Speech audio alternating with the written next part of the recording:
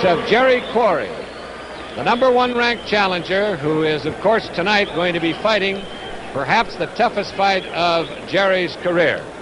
Age-wise, Kouorri will come in tonight 25 years of age, and that is spotting 3 years to Muhammad Ali. Jerry, of course, hails from Bellflower, California, comes from a fighting family. His father and his brother, of course, Mike Kouorri, is a fine young light heavyweight at the current time. Those of you folks who are watching this telecast on a color screen can see that Jerry, typical of the Irish, is decked out in a very resplendent, brilliant green robe. Kouorri has had 2 opportunities at the heavyweight title. Earlier, when he lost to Jimmy Ellis in 15 rounds in 1968, and of course when he lost to Joe Frazier. So this represents the opportunity that Jerry has been waiting for. They say he's a changed young man since he's decided to really go into fighting and to train and train hard. Well, he certainly had better be trained and in fine condition, because tonight he will be in against a gentleman who is regarded as perhaps one of the fastest heavyweights ever to come in the ring, both afoot and with his hands. However, there is one thing you have to say about this young man from California. He does not fear Cassius Clay. He does not fear him, and that is usually what makes for a good fight, however long it may last. We've talked about Kouorri's punching ability. There is no question, because as those of you fight fans who will well recall, he took out young Mac Foster in a very exciting fight, and that perhaps might have been the turning point in Kouorri's boxing career. Now on the far side, coming in, of course, the crowd yelling, screaming, mixed boos. Here he comes, the first time, again stepping in as a heavyweight in an important fight since his last title defense 3.5 years ago. Muhammad Ali coming up with his handlers here, wearing a white robe. And I don't believe that anybody in this entire group is happier than this young man to once again have the opportunity to step into the ring. Boxing is his trade. Boxing is his fame. All right, we're just about ready for our official ceremonies, and here is the famed ring announcer from New York, Johnny Addy. Ladies and gentlemen, may I present 3 former great champions. We'll start with the former lightweight champion of the world, Ike Williams.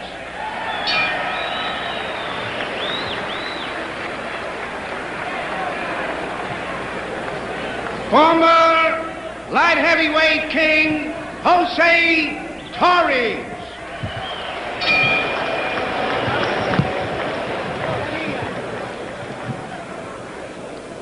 Ike Williams, here is Jose Torres, and the former WBA heavyweight champion, Jimmy Ellis.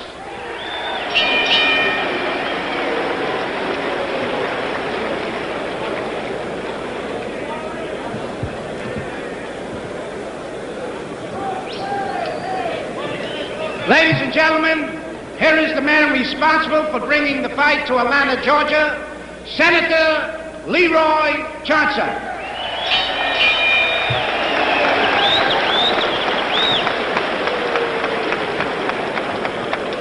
Let me introduce to you the mayor of this great city, Sam Marcel.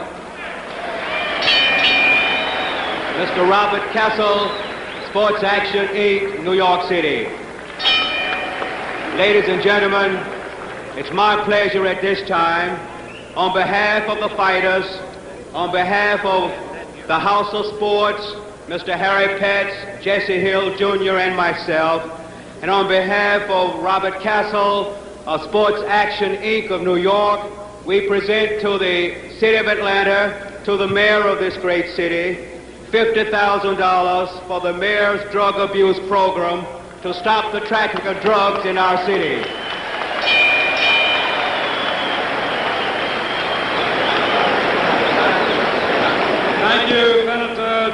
gentlemen, and let me take a moment to welcome our audience around the world to this, which is much more than a sporting event. It's a demonstration in democracy, and to express appreciation to your generosity and to that of the fighters for supporting our cause in stemming the flow of drugs in Atlanta with this check for $50,000. Thank you very much. Thank you very much, gentlemen.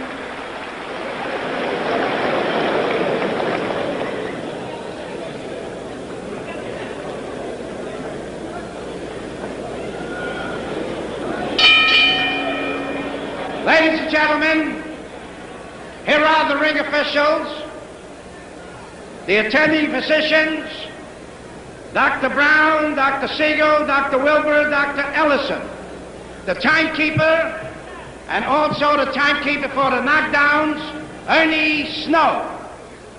The judges are editor of Boxing Illustrated, Lou Eskin, and the former contender for welterweight championship honors, Billy Graham. The referee, ladies and gentlemen, Tony Perez. Main event, 15 rounds. Introducing from Bellflower, California, he's wearing blue trunks. He weighs 197 and a half, Jerry Kouarri. His opponent from Louisville, Kentucky, he's wearing white trunks. He weighs 213 and a half, return of the champion, Muhammad Ali. Main event, 15 rounds. Tony? Mухаммед Али Джерри Куорри. I'm here to enforce the rules of the commission. Now, you score a knockdown. You must go to the farthest neutral corner and stay there until I tell you to come out. All right? 3 knockdowns is out. Now, listen. The fighter will be saved by the bank. Okay? They're not listening. Wait a minute. Are you listening? Will we keep the crowd down, please? The referee, it's very important, wants to give them the instructions. Just listen to me. If you score a knockdown, you must go to the farthest neutral corner and stay there until I tell you to come out. If the fight is on the floor and the bell rings, the bell will not save anybody from being knocked out. The count must continue. The seconds, please stay out. 3 knockdowns. 3 knockdowns is out. 3 knockdowns is it's win. voided. All right? Any questions? Shake hands and good luck to both of you.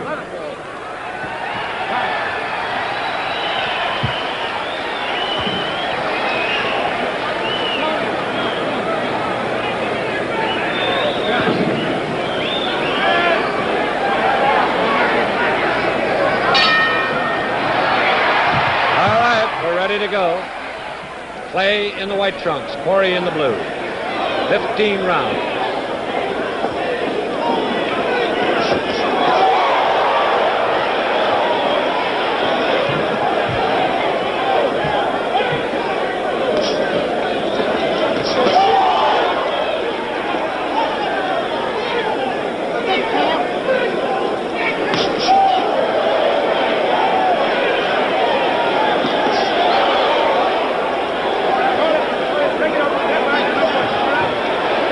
Starting off very fast, using good combination with the right hand.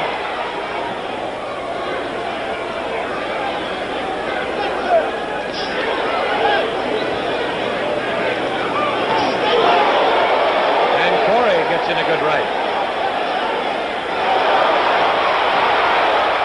2 minutes.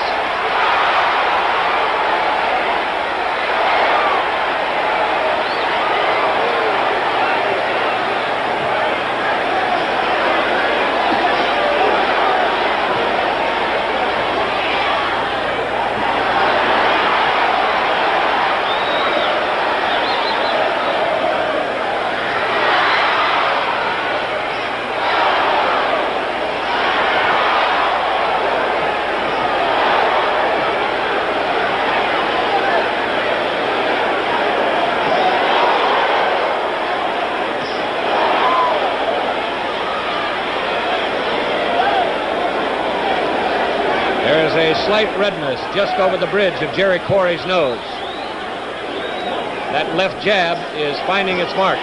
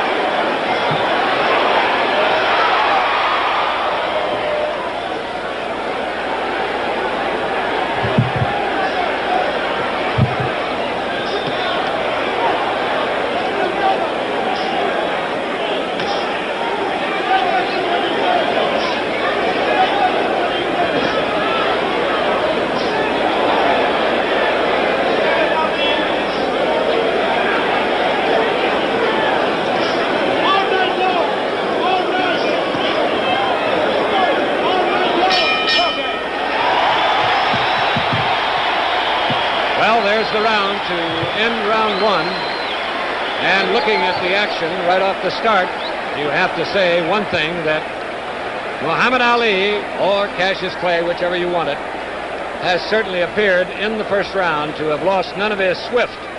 He is still plenty fast, and his left jab is still a dynamite punch. Jerry Quarry has a slight redness below both eyes and on the bridge of his nose from that left jab. Clay has missed a couple of big punches in that first round, so his timing might be a shade off. But there is also no question that the former heavyweight champion is in fine physical condition. He has done a lot of road work, and he obviously is ready to go. Both fighters are up. The staring contest that took place prior to the start of the fight apparently had no effect on Jerry Quarry, but it might be that Clay's left hand will before too long.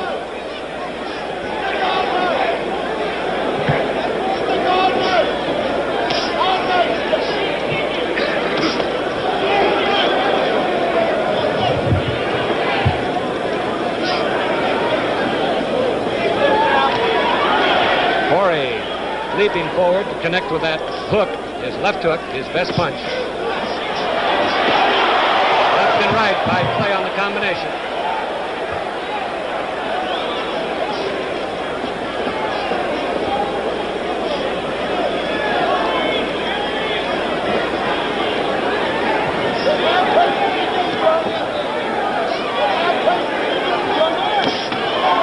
Good left hand by Clay, coming backwards on the punch.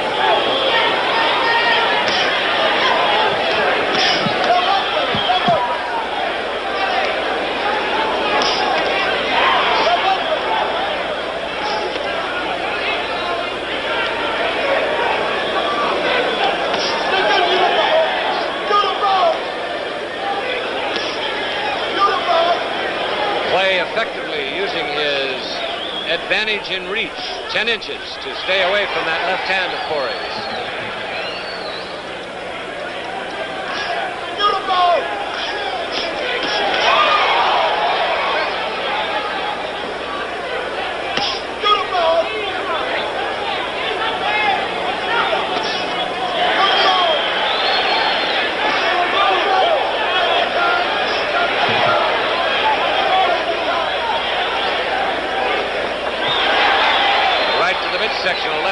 the chin by Kuorri.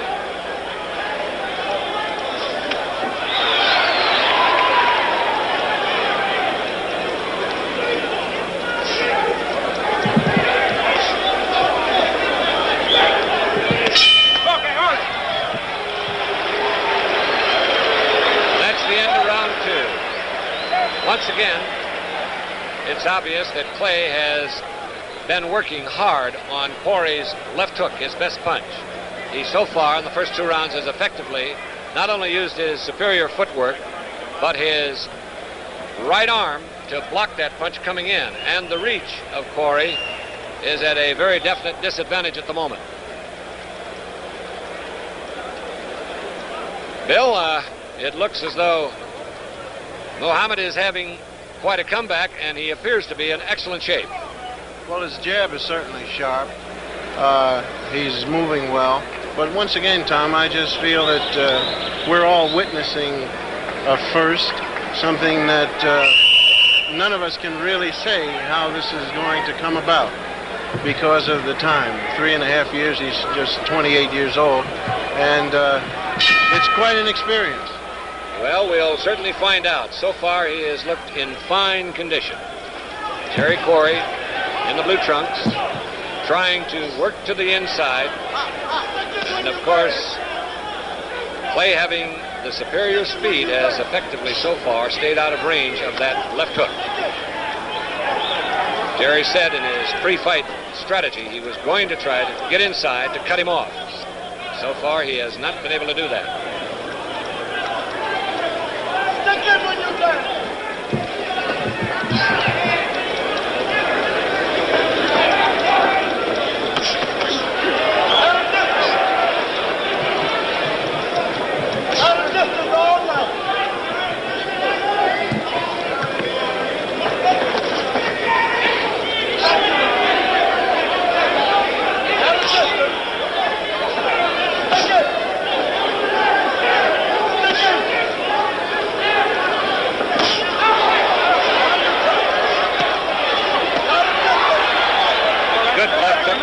By Kuorri. It's a good test. Clay is using that left jab just like a piston, constantly keeping Kuorri off balance by hammering it out there. There's a slight redness above the right eye of Jerry Kuorri.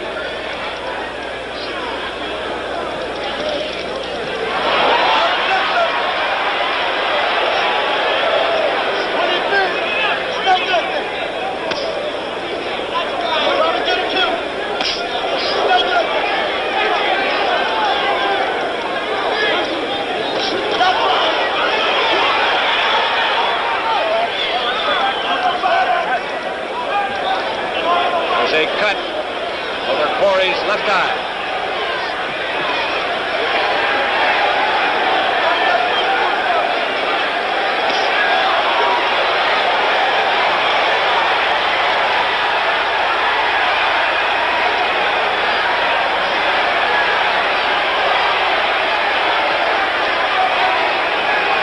Got his bleeding profusely. And once again, left and right combination by Clay. Kuorri is fighting back, but the cut has been open.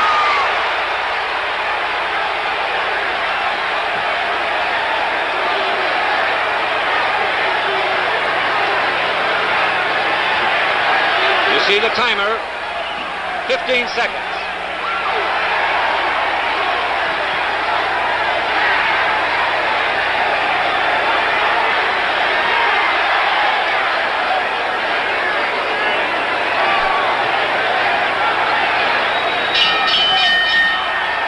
The bell to end round 3.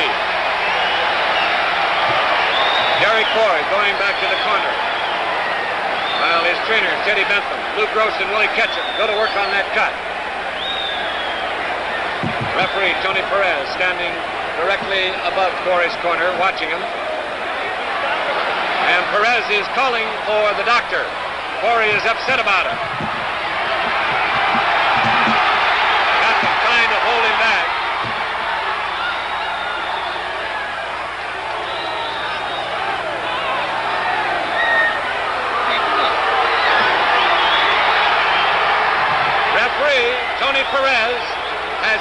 the fight is over, apparently because of an eye cut. It's a terrible cut, Tom. You and I both can see it. There's no doubt about it being a very bad cut. I got a 6-rounder. The doctors, there were 4 in attendance tonight. Dr. Calvin Brown, Dr. James Ellison, Dr. Joel Wilbur, and Dr. Jerome Siegel. They said one of each doctor would be working in the corner. The question now is which one made the decision. Referee Tony Perez stopped it. Apparently, Kuorri not able to answer the bell for the 3rd round.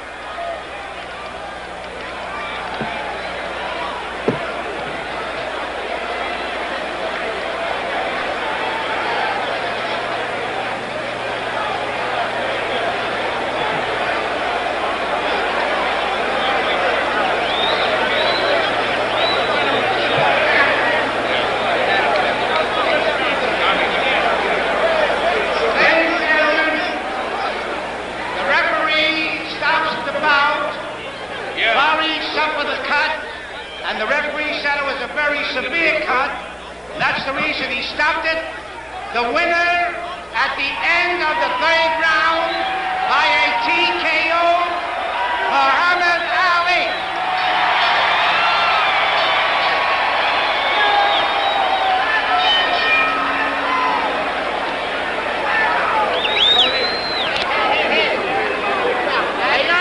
Good going, Booth. Champ, come on over here. Let's see if we can see this. Can we get down, please? Well, here's the young man who turned the trick. Champ, you certainly didn't look like you'd been away. Thank you. I've been working for the past 3 years, but not hard, just road work. But I like to say Kuorri was, I don't know, I imagine I won easy, but it was rough. He was tricky, he hit hard, and if it wasn't for my speed, it wouldn't have ended like it did. I noticed you did a very fine job on blocking his most effective punch, the left hook. I assume that you worked on this a bit. Yes, I have a couple of sparring partners with a good left hook.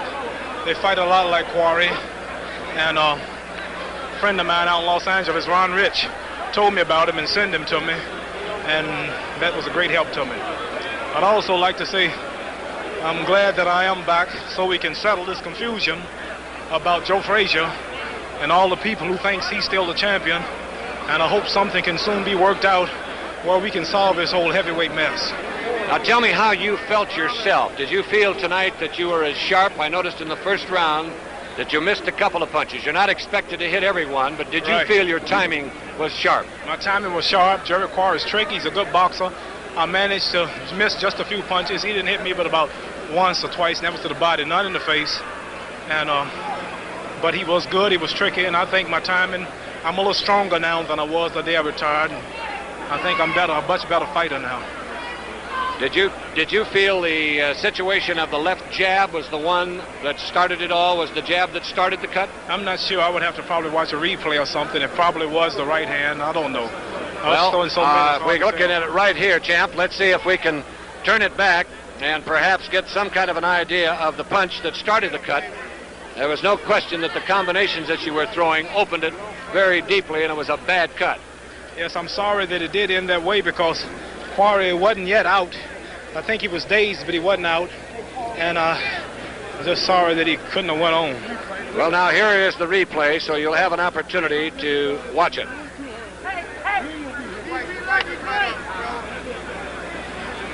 This is the entire round, champ, so you go ahead and describe whatever you're trying to do here. I'm just concentrating on my legs. This is a big asset to me. On my toes, in and out.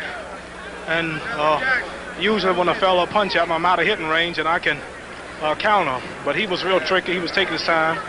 He had a hard left hook, but I blocked up him pretty good.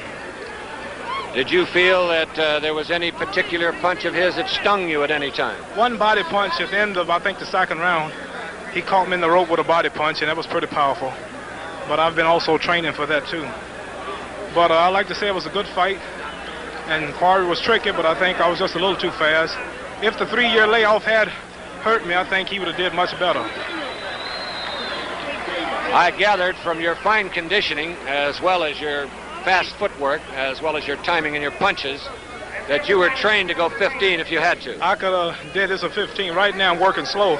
I was ready to step it up if I had to, but my battle plan was just to keep a step ahead of Kuorri in case I needed more energy for the later rounds. When you spotted the cut from whatever punch it was, and I assumed that it was from that punishing left jab which you were firing in there like a piston, did you work on the cut? Well, no, I was just boxing and hitting the target wherever it came, but I wasn't specifically concentrating on the cut. But I'm sorry again that the cut did happen because I really didn't get enough action. Just 3 rounds really wasn't enough.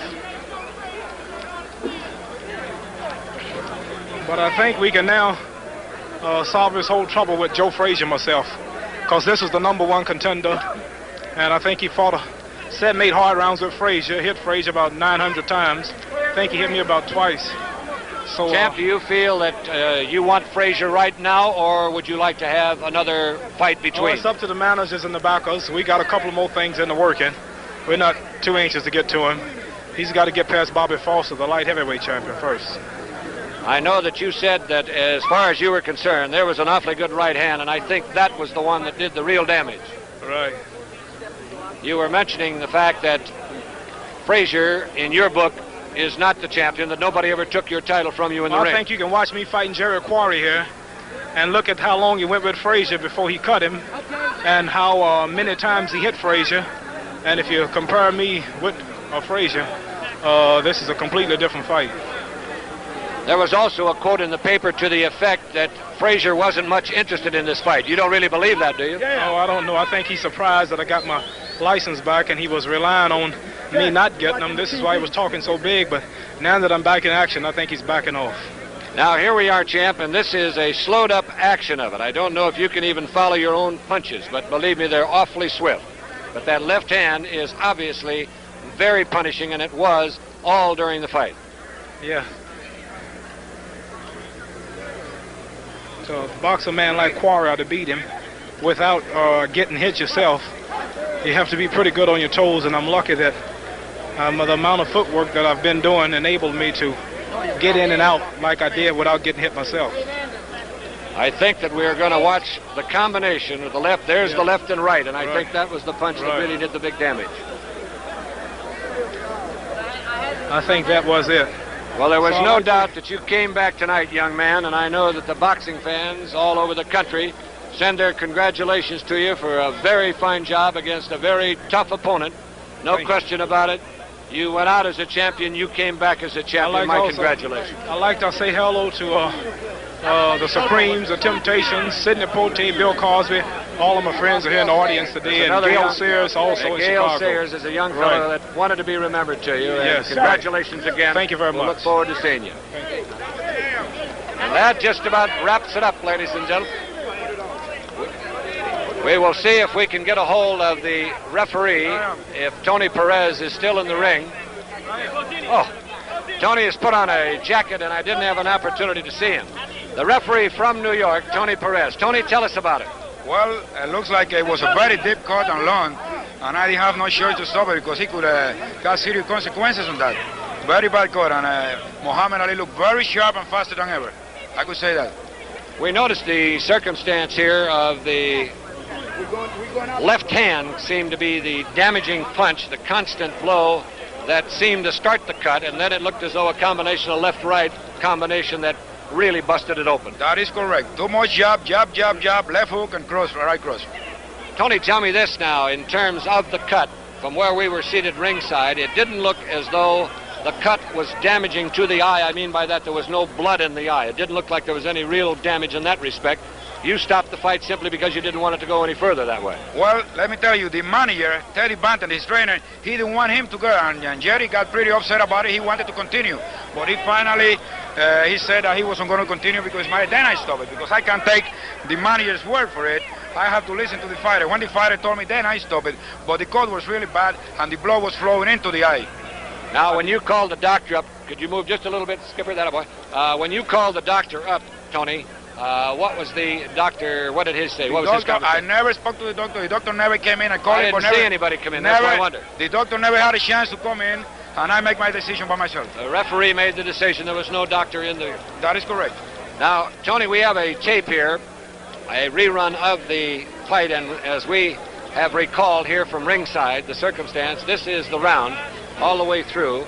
Now, again, as you have noted, the left hand, and I think the very definite combination of punches is easily recognized as the damaging blow. That is correct. Too much jab, jab and jab on the top of the eye. And if you watch it, after the middle of the round, I keep watching that eye because I saw it was a real bad cut. And it was bleeding, and like I said, at the end of the round, the blood was flowing right into the eye. Again, Clay utilizing the jab. Corey trying to get in the left hook, but Clay cannot, of course, risk that, and he was fighting a great defensive fight at this manner. In other words, Corey had very few opportunities to use his favorite punch. Clay kept him off balance with the jab, and then if you watch very closely, you'll see the combination of the jab, jab, and the right cross. That is correct. That is correct. Keep too much jab, keep him off balance all night, and he managed. Jerry Kouari never had a chance to get set. Never. He never gave him a chance. Tony, you weren't in there long enough to really have any trouble with the fighters. There wasn't any arguments or anything, were there? Well, at the beginning in the instructions, they didn't want to listen to me, so I had to stop everything. They were talking to each other. They don't want to listen to me. Looked like they were arguing. I had to stop everything between me and the announcer, Johnny Adi. We had to stop the action and tell them, are you going to listen to me? Because they were mad at each other and they were insulting each other. And I finally had to stop. I said, are you going to listen to me? Then they realized I was the boss in the ring, and they listened to me then. There it is. There's the combination of Clay with the left and the right cross, and that really split the eye. You can see Corey's eye, and there's another right, all adding to the cut, which undoubtedly, as referee Tony Perez right here at my shoulder said, it was too much. Did not call the doctor into the ring, said that is the end of it, and that was it. Wait a minute, I did call the doctor in, but he never had a chance to come in because there was so much people in the corner trying to get in. He never had a chance, so I never spoke to the doctor. I tried to call him in, but he never came in. But it was your decision, Tony. Oh, yes, sir. Now, officially in the time, Johnny Addy, did we get the cards on that part of it? Yes. According to the New York rule, Tommy, it's the end of the third round because the bell did not ring for the fourth round. In New York, we call it a TKO at the end of the third round, and I announced it that way. Johnny, thank you very much. Tony, again, a fine job. Wish it had gone a little longer, but that's the way it is in boxing. Thank you very much. Appreciate it. Okay. And that just about wraps it up, ladies and gentlemen. The tremendous